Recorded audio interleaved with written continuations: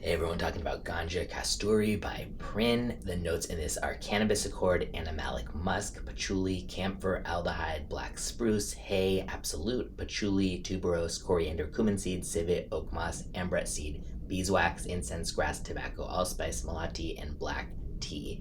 This is animalic cannabis with spiritual incense type of vibes, yet with a really fresh and cooling side to it as well. And I find it surprisingly wearable, at least if you're into kind of more niche side of fragrances.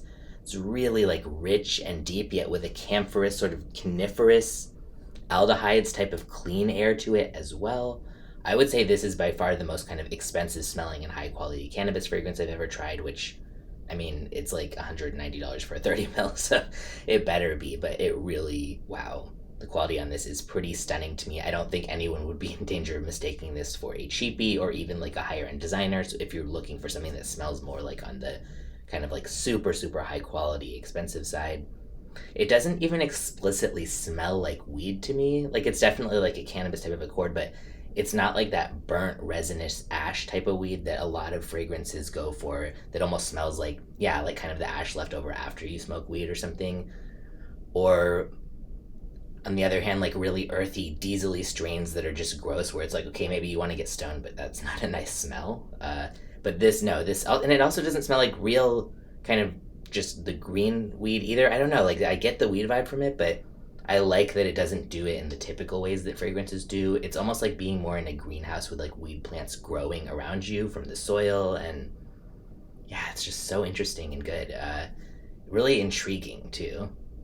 Not my type of scent to wear, but I really like it. It's just such a well blended masterpiece as usual with Prin Lomros. Such a great perfumer, great longevity, pretty good projection as well.